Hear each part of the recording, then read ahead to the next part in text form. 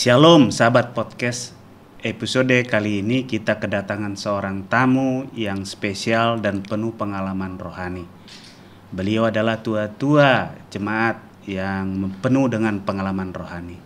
Bapak Sugiono. Selamat datang Pak Sugiono. Shalom Pak Pendeta. Selamat pagi. Terima kasih Pak untuk hadir di podcast KJKT pada hari ini. Bapak Sugiono lahir di Cepu tahun 1959. Betul. Dibaptis tahun 1883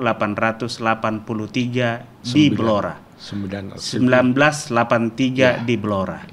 Lalu menikah di tahun 1989 dan telah dikaruniai 2 anak perempuan yang cantik-cantik. Setelah pensiun dari pekerjaannya, sekarang beliau aktif sebagai anggota jemaat dan penetua jemaat di Gereja Masehi Advent Hari ke-7 Jemaat Gresik. Kita lihat dan dengar kisah pengalaman hidup beliau lewat podcast hari ini.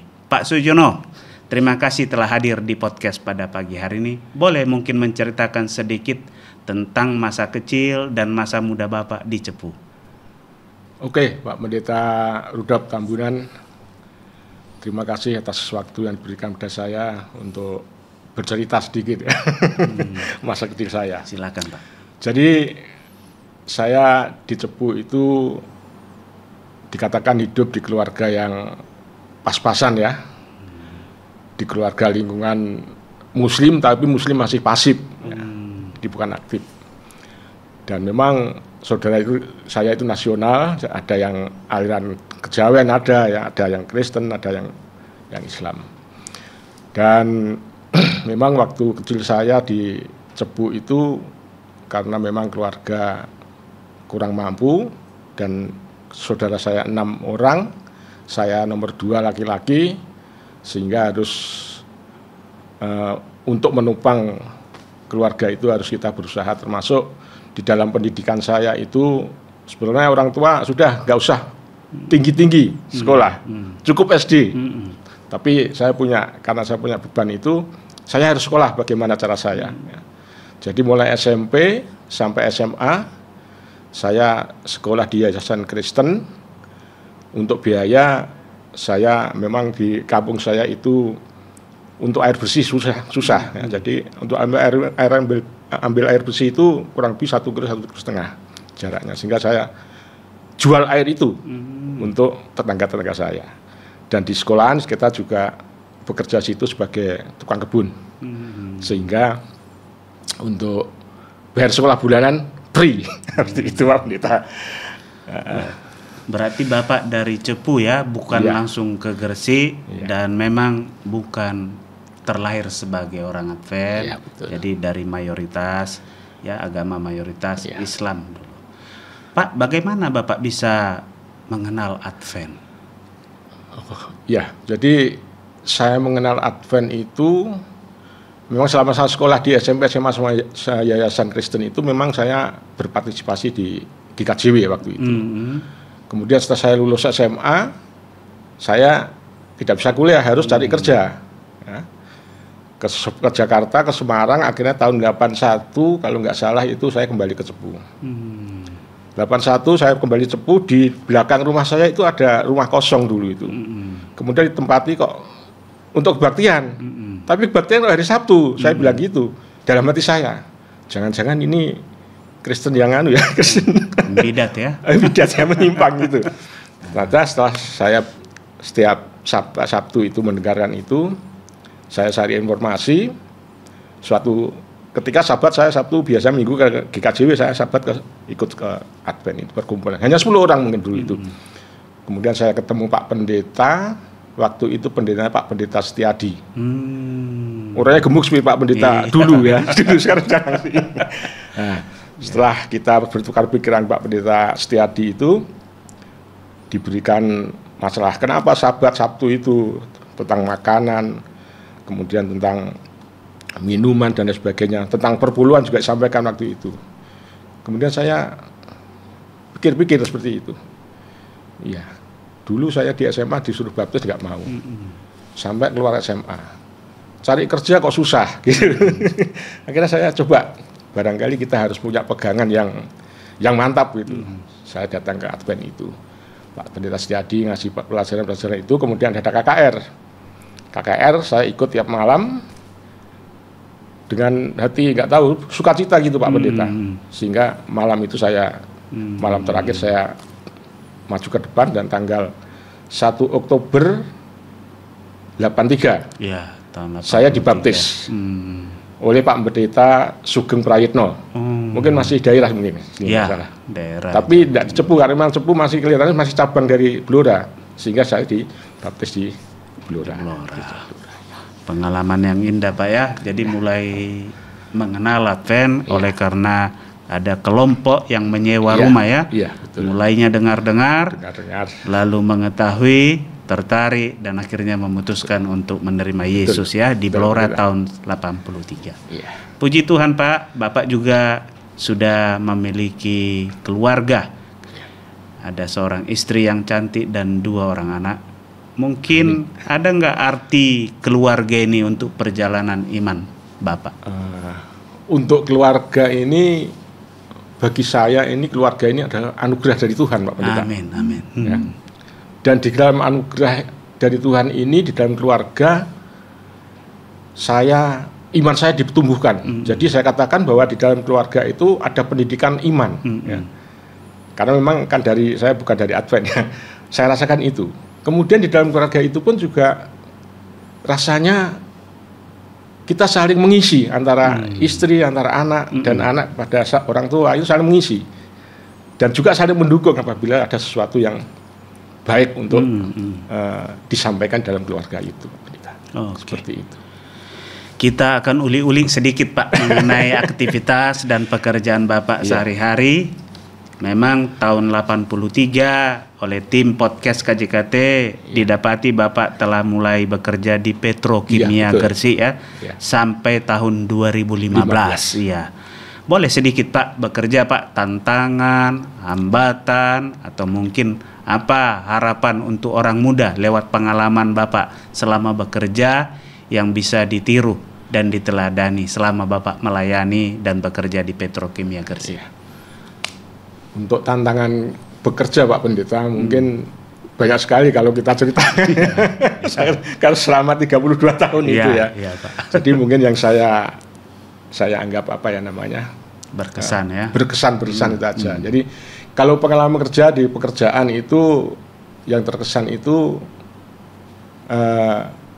pada waktu saya masuk kerja situ, ternyata di lingkungan Gresik ini untuk Advent itu masih banyak yang belum ngerti. Ya. Belum familiar ya. Kok ada gereja Kristen Advent seperti itu. Akhirnya dengan teman-teman sekerja itu kadang-kadang kita diskusi. Tapi saya bilang, kalau diskusi mari, tapi kalau mau berdebat saya nggak mau, saya bilang gitu. Akhirnya berjalan itu. Kemudian saya kan juga baru masuk Advent, jadi apa yang saya tahu saya sampaikan ya, mengenai makanan, ya mengenai hari Sabat itu, mengenai perpuluhan dan sebagainya. Dan akhirnya dia, kalau gitu Advent ada ya Kristen Advent yang lebih berat dari saya. Karena memang ada Muslim, ada Nasrani. Nasrani pun juga nggak kenal Advent dulu waktu itu. Setelah kita sering sharing ketemu dengan teman-teman itu, dia tahu bahwa Advent seperti gini. Nah, tantangan saya yang terkesan itu begini Pak Pendeta. Tantangan saya adalah belum bisa libur Sabat kan gitu. Ya. Memang di dalam perusahaan BUMN seperti itu. Waktu itu kan masih kerjaan sampai hari Sabtu. Itu pada waktu itu saya juga setelah gabung di Gresik sekitar tahun 87 kalau nggak salah. Itu juga ada 3 orang Advent di Petro itu. 1 orang yang saya anggap bisa membantu lah untuk karena punya jabatan seperti itu.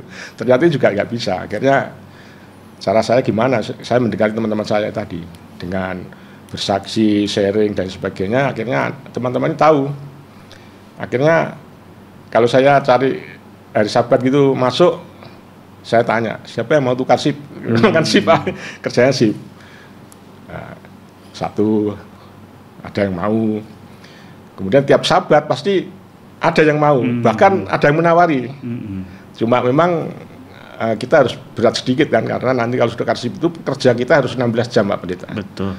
16 jam. Jadi ya puji Tuhan kita masih bisa sabat, tapi ya belum full ya, belum sepenuhnya seperti itu. Tapi puji Tuhan kita sudah berusaha dan kita sudah memberikan bisa melayani Tuhan sambil bersaksi lah, menyaksikan di perusahaan. Karena memang teman-teman saya itu ada yang fanatik sekali seperti itu. Oke.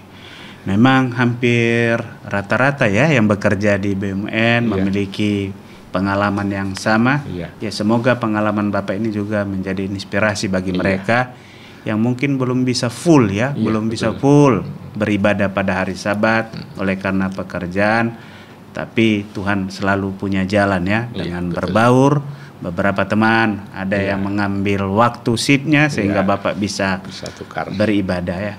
Baik Pak, setelah pensiun tahun 2015 Bapak sudah selesai ya di BUMN dan pensiun hingga saat ini. Mungkin bisa cerita Pak, sesudah pensiun aktivitas Bapak sekarang ini apa sih Pak? Jadi setelah pensiun ini ya aktivitasnya karena sudah tua ya kita menikmati hari tua saja gitu. Tapi enggak seperti itulah. Kita tetap ya mengurus rumah tangga keluarga kita, dan cuma bedanya kalau dulu masih kerja itu untuk melayani Tuhan waktunya mungkin terbatas.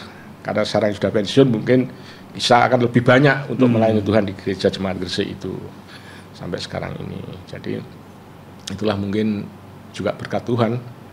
Kalau dulu sabatnya itu masih lubang-lubang, mungkin sekarang juga sudah mulai full ya. Full kan seperti itu Pak Pendeta. Puji Tuhan. Iya. Baik Pak, terima kasih untuk cerita melalui kehidupan sehari-hari Bapak. Mungkin ini kita masuk ke perjalanan ibadah dan pelayanan Bapak. Oke. Bapak dibaptis tahun 1983 di Blora. Tentu sebagai seorang yang belum menjadi Advent pun hanya kelompok kecil ya, dan ngontrak lagi di rumah kosong, dan agama ini berbeda dari yang lain. Mungkin teman-teman yang mendengar podcast ini juga dapat memiliki pengalaman yang sama. Bisa nggak Pak diceritain apa yang menjadi pergumulan Bapak dulu sebelum akhirnya berani mengambil keputusan untuk dibaptiskan? Tentu pasti ada pergumulan kan? Terima kasih Pak Pendeta. Jadi memang saya tambahkan, setelah kita baptis, kelompok Advent Cepu itu kemudian membeli tanah sendiri. Dia beli rumah sendiri, ya tidak jauh jaraknya dari rumah pertama itu. Jadi pergumulan saya waktu menerima Advent ini sebetulnya pergumulan dari hati saya ya. Memang saya mengenal Yesus itu sejak SMP kan, karena memang kalau Yayasan Kristen kan sudah diperkenalkan Yesus itu mengenai penunggu pagi dan sebagainya, ada itu semuanya di sekolahan. Sampai SMA itu pun saya tawari oleh Pak Pendetanya waktu itu di GKJW. Ayo masuk aja dibaptis. Karena memang waktu SMA saya sudah KTP sudah Kristen itu Pak Pendeta. Saya buat Kristen saya. Jadi dari pengalaman kerja itu, bahkan pernah karena waktu cari kerjaan di Semarang itu kalau nggak salah saya, karena nggak punya saudara, tidur di masjid. Tengah malam diusir Pak Pendeta karena dioperasi. Lu ini KTP-nya Kristen, sana di gereja sana tempatnya. Oke, tapi saya nggak ke gereja tapi ke kantor Polsek. Nah, di situ kita dapat sampai pagi, dapat sarapan, dapat mandi, akhirnya baru ujian dan ketemu teman saya. Kemudian sehingga setelah 79 sampai 81 itu kan saya merantau ya, ke Jakarta, Semarang, sampai akhirnya cari kerjaan kok susah juga. Pernah kerjaan tiap akhir wawancara itu pasti gugur saya. Ini ada apa saya gitu.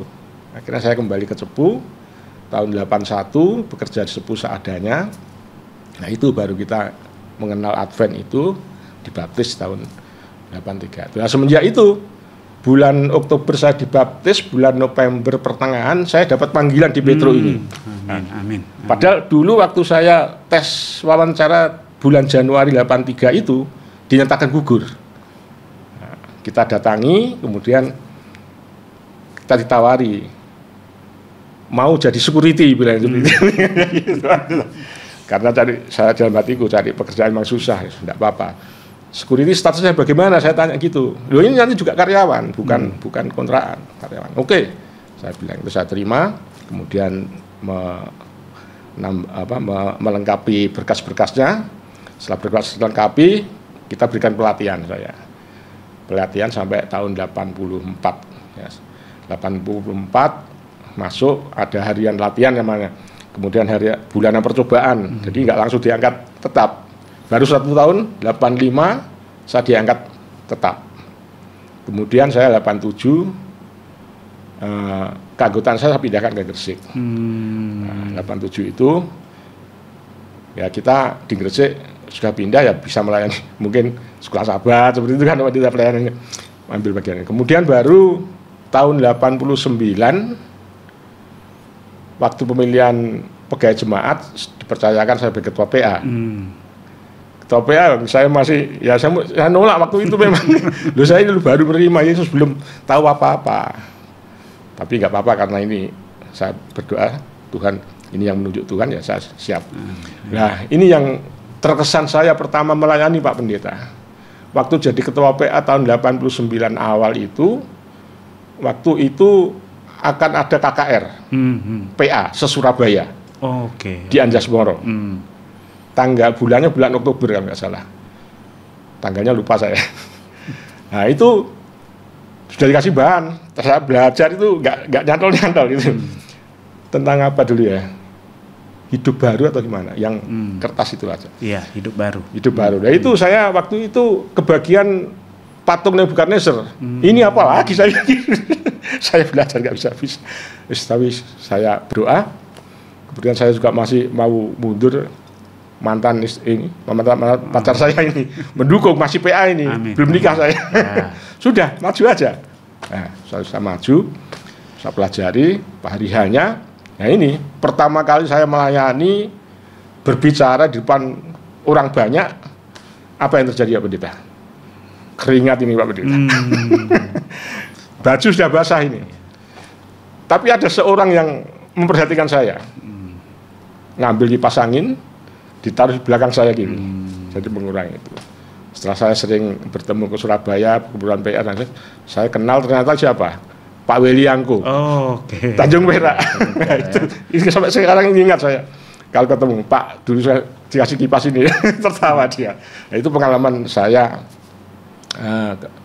di dalam pelayanan pertama kali, dan memang di dalam pelayanan ini setelah itu saya, karena pada waktu saya bicara itu Tuhan ini akan menambahkan, memberi kemampuan pada saya. Amin. Yang saya baca tidak tahu ternyata di situ lancar. Amin. Nah itu.